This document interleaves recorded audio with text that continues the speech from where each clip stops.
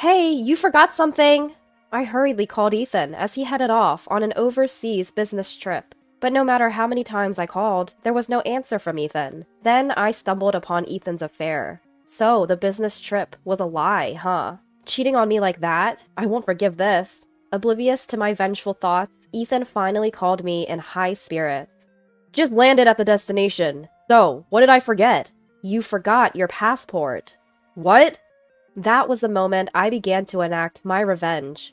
My name is Natalie. I've been married to Ethan for 4 years. We don't have children and live happily without holding anything back from each other. Ethan works for a regular company and has weekends off. I, on the other hand, work at a beauty salon and work on weekends, so we rarely have days off together. When was the last time we went out together anyway?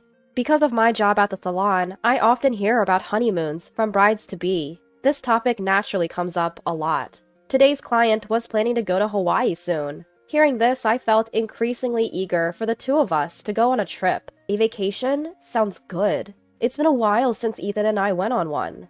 When I got home from work, Ethan wasn't back yet. It used to be that I would come home late and Ethan would have dinner ready, but recently that hasn't been happening. Maybe work is busy. He's been doing a lot of overtime for several months. Ethan finally got home past 11 p.m. Though he should be tired from working late, he seemed in a good mood, so I had no reservations about talking to him. Guess what? My client today is going on a honeymoon to Hawaii. We went to Guam for our honeymoon, but we haven't traveled since, right? Let's plan a vacation. It doesn't have to be abroad. Even somewhere in the country is fine. My mind was already racing with vacation plans. Spending days together for the first time in a while felt exciting, but contrary to my enthusiasm, Ethan didn't seem too keen. Ugh, I'm gonna be busy with work for a while. Why don't you go alone? Then you don't have to coordinate with my schedule. I was so disappointed by Ethan's response that I lost all enthusiasm for the trip. It's pointless alone. I want to go as a couple. I held back my desire to say so. Whether it's a difference in enthusiasm or what, Ethan had practically zero interest in going on a trip. After seeing Ethan's reluctance, I decided to let it go. For a while, I found myself scrolling through travel sites, still not entirely over it. Should I just go alone, like Ethan suggested? The thought crossed my mind, but I couldn't leave Ethan behind. During these low-spirited days, Ethan suddenly said to me, "I have a business trip overseas during the New Year holidays." What? I blurted out, shocked by the sudden news. Ethan looked irritated at my loud reaction. Look, I know you want to travel, Natalie, but this is work, not a vacation. No complaints, okay? I haven't even said anything yet. Annoyed at Ethan's words, I snapped back. I'm just surprised you said overseas business trip. You've never had one before. Besides, aren't most places closed during the New Year holidays? My hard work has been recognized, and that's why I was chosen. The trip is to France. Only New Year's Day is a holiday there. Many businesses are open, as usual. Is that so? When do you leave? I'll head to France before Christmas to prepare and then start work. Sure enough, after doing some research, France only observes New Year's Day as a holiday. December goes until the 31st, and many businesses resume on January 2nd. So we won't spend the New Year holidays together, huh? The New Year holidays were our only chance to relax together throughout the year. Now, not only do we not get a vacation, but we also won't spend the holidays together. Feeling lonely, an idea popped into my head. How about I come with you? Then we can spend time together. I can go sightseeing while you're working. I thought it was a good idea, awaiting Ethan's reply. However, his next words instantly dashed my hopes. Absolutely not! This is a business trip! Who brings their spouse along? Ethan's irritation was evident as he raised his voice. Without a word, he stormed off to the shower. What's his deal? He doesn't need to be that angry. Even after his shower, Ethan remained in a bad mood. It became awkward to bring up anything about travel or business trips. After that, our conversations dwindled. His cold attitude led me to harbor a growing resentment towards him. Time passed, and by late December, the cold was harsh. Ethan, who was scheduled for his business trip to France, seemed a bit too excited. Sure, it's a business trip, but it's also overseas. I can understand his excitement. But he should put himself in my shoes. I'll be spending Christmas and the New Year holidays alone. His enthusiasm only added to my irritation. Ethan happily pats me on the shoulder, seemingly unbothered by my mood. Hey, I'm going on a business trip starting tomorrow. Take care of the house for me, will ya? Sure, got it. Don't get mad. I promise I'll bring you back some souvenirs. I'm gonna hit the sack now. Got an early morning tomorrow. With that, Ethan quickly heads off to the bedroom. The nerve of him, acting all excited. He'd better bring me a ton of souvenirs. The next day, I make a long list of souvenirs and wave goodbye to Ethan. My phone rings right after I finished up the household chores. The message is from my brother, Alexander. Ethan's on a business trip, huh? Why not come back to Mom and Dad's for the holidays? Alexander is still living at our parents' place and has a rather sporadic work schedule. It bothers our parents that he can't hold down a stable job, but I've always loved Alexander. He's the first person I go to when I'm in a bind. So I start considering his idea of going back to our parents' house. I didn't have any plans anyway, and spending New Year's there could be a nice change. Should I start looking at flight schedules? I sit down on the sofa and start checking flight times on my phone. Just then, something catches the corner of my eye, and I let out a startled, "What?" Ethan's passport is sitting right there on the table. I immediately call Ethan, but no matter how many times I try, I can't get through. "You forgot something!"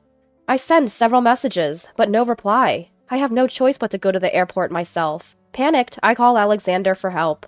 "Alexander, Ethan forgot his passport. Can you go ahead to the airport and make sure he doesn't leave? I'm on my way too." "Roger that." I send Alexander the details of Ethan's flight to France and rush to catch a train. I keep trying to contact Ethan during the ride, but to no avail. Then a message from Alexander arrives, and its contents leave me stunned. "I just got on a train and Ethan is here. What's going on?" Attached to Alexander's message is a photo. When I open the file, there is Ethan, holding hands with an unfamiliar woman on the train. In an instant, I understood everything, and my body shakes with fury. So the business trip was a lie. I won't forgive him. He will regret betraying me. I immediately contact Alexander. "Alexander, forget what I said earlier. Instead, follow Ethan and take lots of pictures of him and that woman." "Roger that." Alexander must have realized what was going on. He didn't question me further and immediately started tailing Ethan. Later, I met up with Alexander at the airport. According to Alexander's phone, there are multiple photos of Ethan looking cozy with another woman. Contrary to what Ethan said, Alexander's investigation revealed they aren't headed to France, but New Orleans. It's a high-end hotel in New Orleans with great reviews. It turns out Alexander secretly overheard Ethan's conversation on the train. Ethan was loudly discussing details while looking at a travel magazine, so Alexander quickly figured out the destination. At that moment, Alexander asked me, "So, what are we going to do? This is clearly a cheating trip, right?" "We're going in." "What?" "We're going to crash their little getaway. You think I'm going to let them enjoy their trip?" For a second, Alexander looked surprised, but then quickly smiled. "All right, if that's the plan, let's go to New Orleans right now." So we decided to follow Ethan to New Orleans. After a 3-hour flight, we arrived in New Orleans. We then hurried to the high-end hotel, led by Alexander. The phone rang, just as we arrived at the hotel. Could he have realized we were following him? I quickly answered the call, but it turned out to be a needless worry. "Hey, Natalie! Sorry, I was on a flight and couldn't check my messages. Just landed in France. What's this about something I forgot?" Ethan sounded carefree over the phone. He was lying, and he didn't know I was close by. I bluntly told him the truth. "You forgot your passport." "What?" I immediately went on the attack. "How did you get to France when I have your passport right here? Did you enter the country illegally? You think I want to be with a criminal?" Ethan started to fumble. "I realized I forgot the passport, so I had a new one made at the airport." My anger grows at Ethan making excuses. Unable to contain my emotions, I yell into my phone. "Are you kidding me? I've never heard of a passport getting issued instantly at the airport. Who do you take me for?" "Calm down, Natalie. It was a joke. I actually have 2 passports." "What? 2 passports? Quit your nonsense." Ethan went silent, but my fury wouldn't cease. "You thought that lie would work? I know everything. You're in New Orleans right now, aren't you?" I'm on a business trip to France." "You're still lying? I told you I know everything. I know you're in New Orleans on a cheating trip." "What?" With that, the call suddenly ended. He must have hung up, realizing things looked bad. But it was too late. A few minutes later, a message came from Alexander. "They're here, in the front lobby." If Ethan knew I was aware of his affair, he would surely scramble to change his accommodation. That's why we waited for him in the hotel lobby. Upon seeing Alexander and me, Ethan looked extremely shocked. Right behind him was the woman from the photos, the same woman he was having an affair with. I marched right up to Ethan and stood my ground. Ethan's face was a picture of surprise. Natalie, this isn't what it looks like. My business trip was suddenly relocated to New Orleans. I'm not doing anything shady, I swear. Who in their right mind would believe you now? How do you explain the woman standing behind you? This girl is, a junior colleague. She's on this business trip with me. I was utterly disappointed to hear Ethan still making excuses, even in a situation like this. I opened the messages Alexander had sent me and held them up in front of Ethan.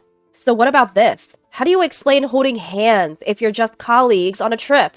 When did you get that? I glared at Ethan. It's pointless to argue now. I have evidence, so you can't run away from this. I heard Ethan gulp right in front of me. Then I turned my attention to the woman he was with. What are your plans with my Ethan? You know he's a married man, right? Suddenly, the woman became visibly shaken and started blaming Ethan. Wait a minute, Ethan! You said your wife would never find out! That's why I agreed to be with you! No, Ellie, that's not the point right now! It absolutely is the point! Your wife has been giving me terrible glares! It's as if I'm the bad one here! For the record, lady, Ethan is the one who came on to me. Ellie, as she was called, continued to insist Ethan is entirely to blame, without offering any apologies. The thought that Ethan had prioritized Ellie over me was unbearable. Overwhelmed with anger, I momentarily forgot we were in a public lobby and raised my voice. Don't give me that. It's not about who's wrong. Both of you are to blame. Ethan, you may have initiated it, but you, Ellie, went along with it knowing he was married. I'll make both of you regret this. Ethan's face turns pale at my words. Ellie, on the other hand, tries to act strong all of a sudden. Regret? What can a cheated-on woman do? What? You see, Ethan chose me. Natalie, no matter what happens to you, you'll be the one left alone. Ethan and I are going to be together soon. There's no way I'm gonna be miserable. Right, Ethan? You said you were leaving Natalie soon.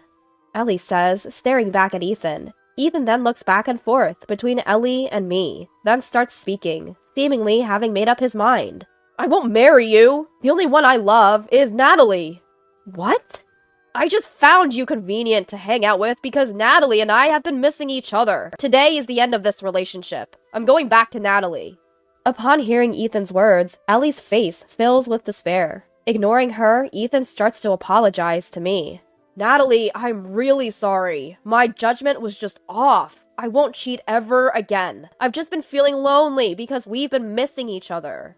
So? From now on, I'll only think about you. If you want, we can go on a trip right now. Just please forgive me. He thinks an apology will fix everything? His reasoning makes me even angrier. A trip now? Are you kidding me? Why didn't you go on a trip with me in the first place? You prioritized Ellie over me. I will never forgive either of you. I'm divorcing Ethan, and in the divorce court, I'll demand more than the standard settlement. What? Why? We've been together for 4 years. Can't you cut me some slack? You've been together with me for 4 years, yet you betrayed me. About the settlement money. Are you going to hire a lawyer? You don't need to. We can start over. There's no need to waste money.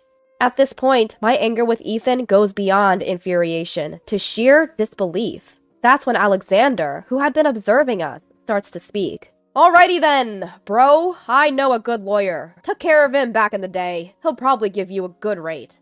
Nice one, Alexander. Alexander and I squeezed Ellie's contact info out of her and left the two stunned individuals behind. Later, I hired the lawyer Alexander recommended. Just like he said, I was able to claim more than the usual amount of compensation from Ethan and his affair partner. My divorce from Ethan went smoothly, and I returned to single life. As for Ethan, he and Ellie both ended up quitting their jobs after Ellie exposed the affair. Now Ellie is suing, claiming she was deceived by Ethan. And Ethan, in turn, is claiming that Ellie's exposure of the affair is defamation. Both are caught up in a complicated situation, seemingly draining their pockets by the day. But to be honest, I couldn't care less. They're experiencing the consequences of their actions. Serves them right. As for my brother, Alexander, he's decided to take a job at a detective agency, thanks to this whole ordeal. Being a detective is my true calling. I'm going to make it last this time.